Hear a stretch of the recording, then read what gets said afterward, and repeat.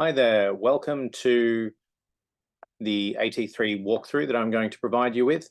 I'm going to take you through what's involved with AT3, what you need to do, and this is really just to prepare you for you're about to go on placement. This is to prepare you for the kind of things you need to look for and the kind of data that you need to collect. Okay, I'm not going to focus too much on the report writing aspect of it. I will focus more on that after you come back in week 11, so don't worry about that stuff too much. Right, so hopefully on the screen you can see AT3, Assignment 3 report, Teaching for Quality Learning in Science Through Play. It's due at the end of May. It is worth 50% of your mark. It is 2,000 words, okay? Now, in this assignment, your task is to observe and participate in the normal practices in an early childhood center. Some of you will be in a primary kind of context. And you'll be looking at how teachers develop their intentional teaching. So you're going to be observing an educator or a teacher and how they teach science, okay? So really want to make that clear. You are not doing these things with the students there. You are observing a professional's practice, how they teach science to their students, okay? You are taking notes. You will take photographs of their work. You will record quotes that students say. Don't necessarily need you to audio record these sessions, but make sure you're taking notes, be aware of the resources that are being used. But of course, if students approach you to be part of it, don't say no, but you are not leading these experiences, okay? Now, across several weeks, select 2 examples of children exhibiting new learning through play. Their learning must be related to science or environmental awareness. Okay, so it could be things like recycling that's got to do with environmental awareness. It could be some of the modules that we've done, astronomy, floating and sinking, Venn diagrams, all that kind of thing. Okay, now the experiences you're going to get will range. So some of them may be play-based. If they're not, I'm not too worried about that.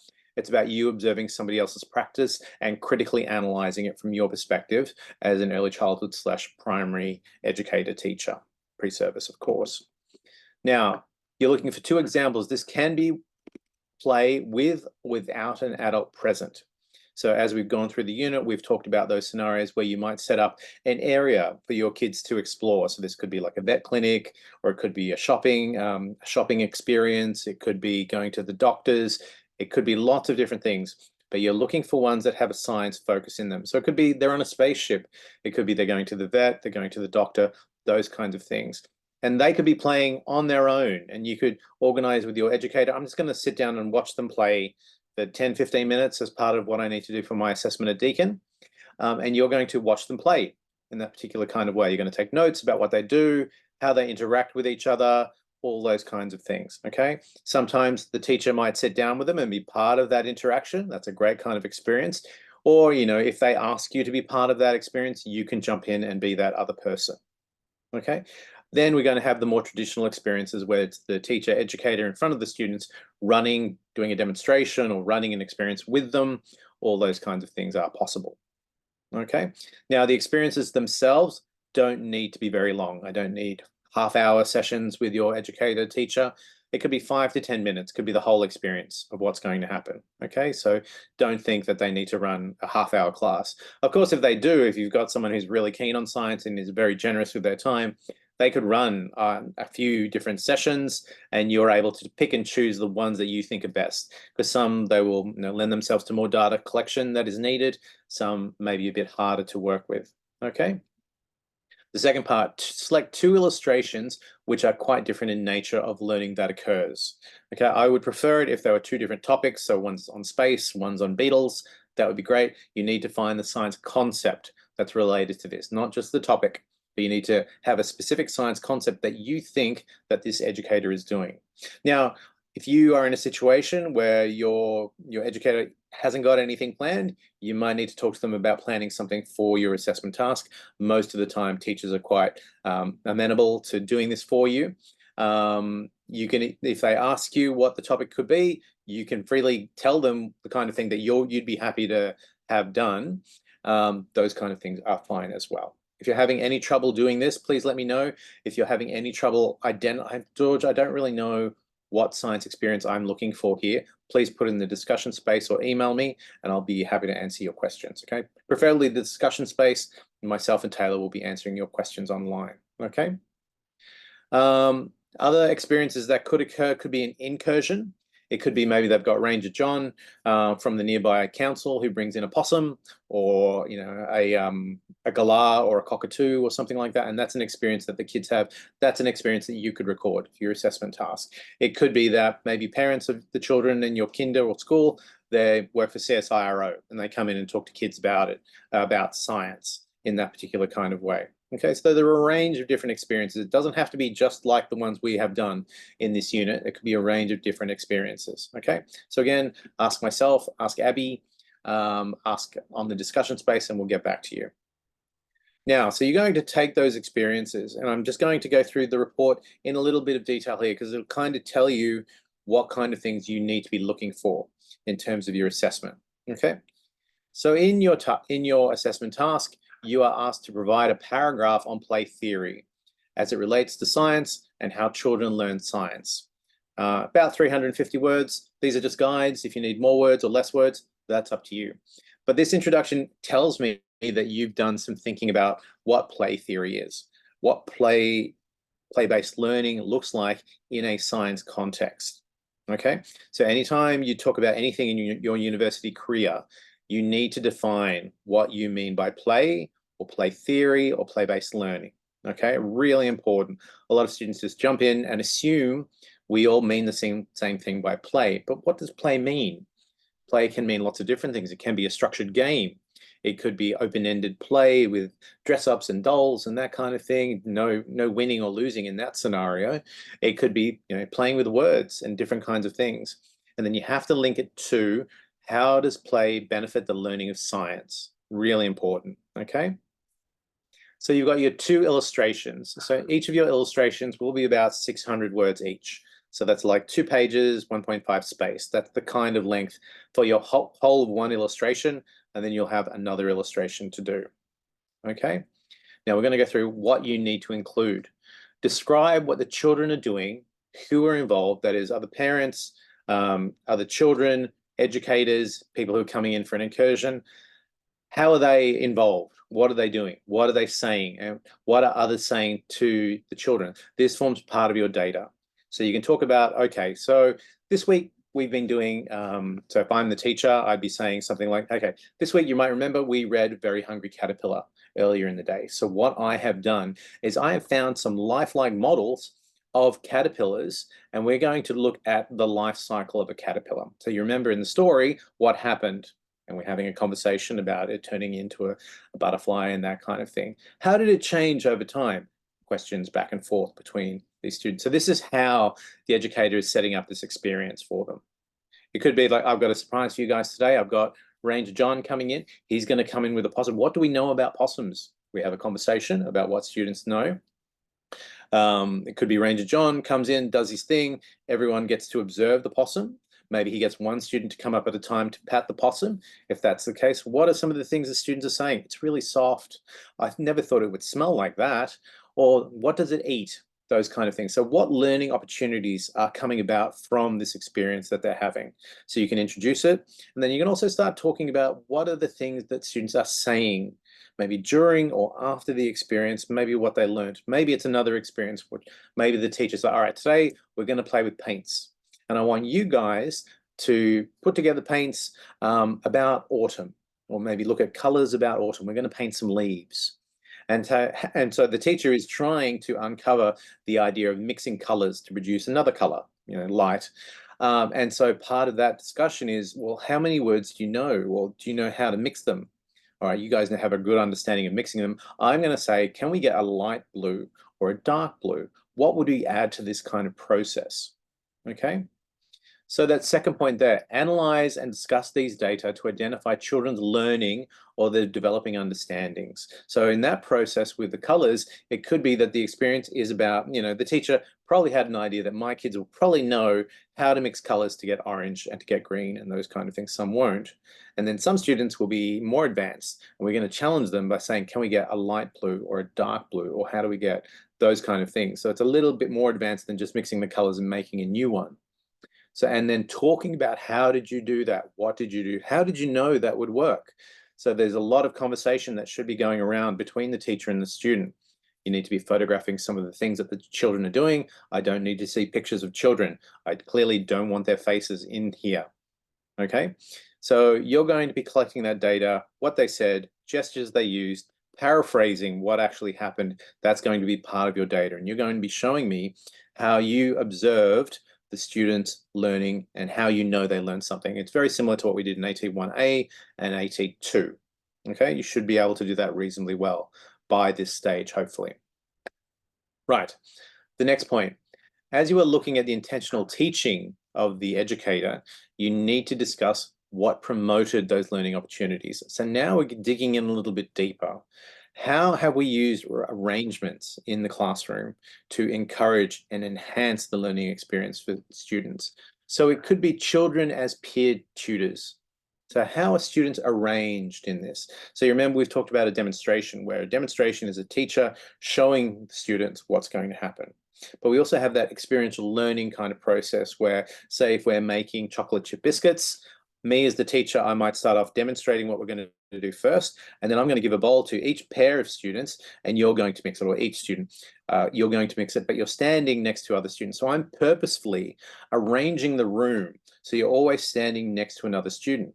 So that idea that, okay, I'm mixing my chocolate chip cookies, but I can see Anna over there, and she's done that. I think that's really awesome. I'm going to do the same thing as Anna. So in that way, we're becoming a peer tutor, because I'm learning, because I'm observing what my classmates are doing. You might put people into pairs to talk about, how did you do that? So that's arranging the students to have conversations with each other. You're arranging the students to lead each other in the learning experience in that kind of way. So that's a choice that the teacher made. Maybe the choice the teacher made is getting the students to work on their own.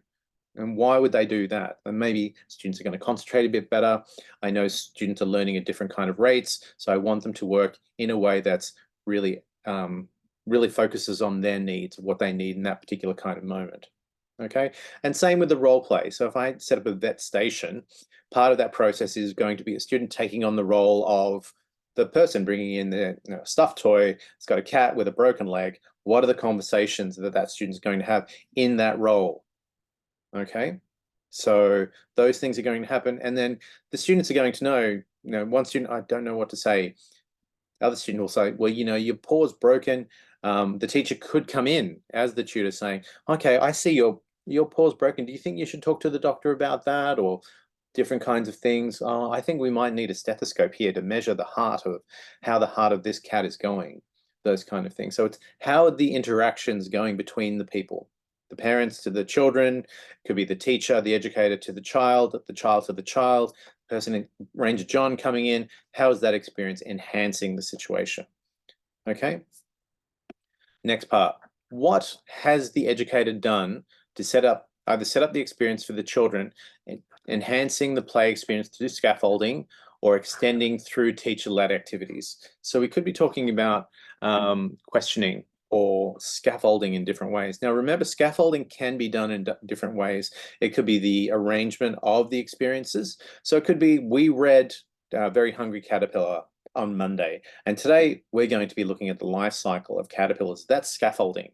So the teacher has had the first reading experience to engage the students, then the second reading experience is extending the students in that kind of way, and they may have a third experience that on Friday that's not part of this experience, but on Friday we're going to actually find some caterpillars in the yard, and we're going to have a go at that way, or we're going to draw the life cycle of caterpillars. These are all decisions that the teacher has made about scaffolding the experiences in particular kind of ways. And also scaffolding happens through questioning the students and asking them questions about, did you notice? What do you think happened because? These kinds of things. So questioning can become part of that focusing. That idea of getting students to look at observational skills is, again, scaffolding in that kind of way. So I want you to comment on how you think scaffolding is being done in these sequences. And that third one, extended the experience through teacher-led activities. So like I said, Very Hungry Caterpillar, we read a story. That's a teacher-led experience. Then we got, we were doing the life cycle. Maybe that's student-led, maybe that's teacher-led as well. And it could be that the third choice of another one that's happening after this sequence could be another teacher-led experience. It's extending the experience in those kind of ways. The next point here is something that I want you to think about. How did the tasks and resources affect children's learning. How are the tasks, resources, and learning related to each other? Now, remember, anytime you're in a classroom situation, the way that the teacher has organized the room, the way that the teacher has organized the students. So you probably, you may have seen in your early childhood and primary experiences, when does the teacher get students to sit down on the floor? Okay, I want everyone to sit in a circle. Now, sitting in a circle promotes certain kinds of interactions. In a circle kind of experience, I can talk to the person next to me. If it's a small circle, I can talk to the person on the other side of that circle. So anytime students are sitting in a circle, it promotes interactions, conversations that students are having with each other. If you're in a traditional classroom where everyone's at a desk and they're facing forward, that means I want you guys to listen to me. Like a lecture theatre is designed so everyone's facing forward, not so much opportunity to talk and those kind of things. If I'm having an experience that I have brought in some models of caterpillars of different stages of the life cycle, and I get everyone to sit on the floor and I get everyone to have a look at it and pass it on. So the actual resource that I'm using is enhancing the experience because students get to a 3D kind of visualization of the object as opposed to just watching a YouTube video. YouTube video is another resource. It could be used. A book is a resource. Setting up the vet station in a role play, you've got resources. You might have stuffed toys with broken legs, those kind of things, x-rays. You're going to have books. You might have a video that's playing on rotation so students can explore space if it's a space kind of exhibit. So I want you to think about the thought that the teacher put in, because I want my students to have hands-on experiences. I want to have experiential learning. I want them to discuss with each other. I want them to have a one-on-one conversation with me. Think about how the tasks and resources affect and enhance the learning in that kind of way. Really important. Conclusion. Discuss how your two examples are linked to the early years learning framework. The early years learning framework.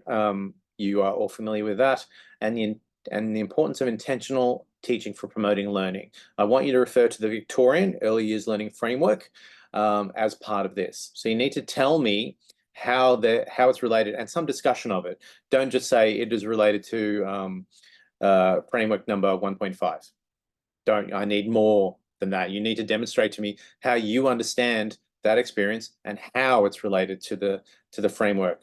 Okay? You need to tell me, unpack it for me. Just don't point to me and say it's 1.5. That's not enough.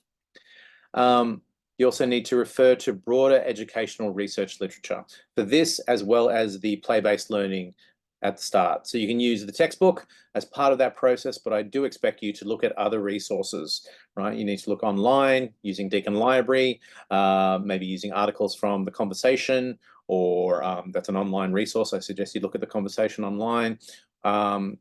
But make sure there are some academic resources in there. I don't just want Joe Blow's blog or Wikipedia as your references. Okay, you need to have a handful of references. Don't ask me specifically how many, but you need to have a few. Okay, you need to use APA 7 referencing guide. Now, I'm just going to, before we finish up, oh no, I've got something else to show you. This is the marking framework that's going on here. Okay, some students get these confused. The description versus the framework. So your play theory part at the beginning is worth 15 marks. Your ability to tell me what play-based learning is, play theory, what play is, and linking it to science learning, 15 marks, really important. The contextual description, where you've got two illustrations, your contextual description is worth 10 marks. Okay, for each one, what the children are doing, who's involved, what they're saying, etc. Evidence of children's learning. This is the most important part. Okay, so you need to be able to link your analysis of what's going on with what the students are learning, what you think the students are learning in this experience related to the science concept is worth 20 marks. So again, you're presenting evidence, whether it's a quote or a photograph of students' work, those kind of things. You're linking it to the conclusions you're making about what they're learning in relation to the science concepts. Identify any alternate concepts as part of that. Okay, and then 5% of the mark for each of the illustrations is about this part here, the learning intention. Okay, so that's worth 5%. So you need to think about how you're going to use your words effectively. Okay, so analysis is worth 40% of your mark overall.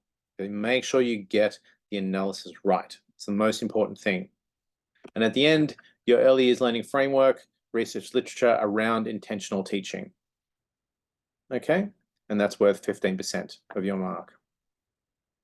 Sorry, I didn't emphasize this enough. This part here is about your two links, your two examples linked to the early learning framework, and then a paragraph about the importance of intentional teaching for promoting learning. So you're going to show me your understanding of what intentional teaching means for promoting learning. So it's a paragraph about that at the end. Really important to emphasize there. Okay. And then that last part on the EYLF and the intentional teaching is worth 15% of your mark. Now, I know students ask me what's the word count and how does it relate? I want you to think about it anytime you're doing an assignment and how much the marks are worth, how much each section is worth, okay? So if you've got 2,000 words to play with, you've got a little bit more because I give you a bit of grace, 15% for your 2,000 words. And so if something is worth 15% of your marks, so I'm not very good, well, 2,000 word limit, 10% would be 200 words, 15% would be 300 words. So play theory, I would expect to be about 300 words at most, okay? So think about it that way. If you've got 10% here, so your contextual description should be no more than 200 words, okay? The analysis, 400 words would be the kind of limit that you're thinking of. In the past, some students have done 400 words just on this part here. Unfortunately, it's only worth 5% of the mark. So even if they do a super awesome job, which some students have done, I can only give you a maximum of 5 marks. Use those words for your analysis, which gets you the most marks. Okay, so make sure you think about that anytime you're doing a university assignment. Look at the number of words, look at how many marks this section is worth, and that should help you figure out how many words I should dedicate to this section. Okay, I'm personally not worried about how many words you use. That is your choice. But everything in there is 2,000 words. Okay, so that's from the beginning of your report up until the references begin. All that's 2,000 words, whether it's a table, whether it's a picture, all those kinds of things. Okay. Now, to get you started, make sure you go down to the Cloud Deacon website. If you go to assessment, there is assessment 3 is here. I provided you with a range of different things. You have an edited example that you can have a look at. It'll give you an idea about the structure of the assessment, what kinds of things can be involved, how it can be analyzed. I'm not going to go through that in detail here. You have a look there. As always, do not copy this. This will turn up on your Turnitin report and you will get accused of plagiarism if they're too similar. Okay. I've also provided you with a planning sheet. Now, you don't need to submit this to me. This is just another little bit of information about how it's going to help you think about what you're writing in each section. Okay, so have a look at that. Don't need to submit it for me. Okay. And then finally, I have the Early Childhood Centre letter. I know some students are not doing placement. This is a letter you can provide to your Early Childhood Centre if you're looking at doing observations at an Early Childhood Centre or primary school. Okay. And then finally, this last section here is intentional teaching video examples. If you're not kind of sure what the intentional teaching video looks like, have a look at some examples that I provided you here. Have a look through, see what you think, and this might give you some ideas of the kinds of things that you're looking for in the assessment task. Okay, I'm going to leave it there, guys. I hope that's provided you with a bit of insight into what you can do for AT3. Please ask any questions, pop them in the discussion space, and I hope you have a great placement experience. Cool. Thanks very much, guys. Bye.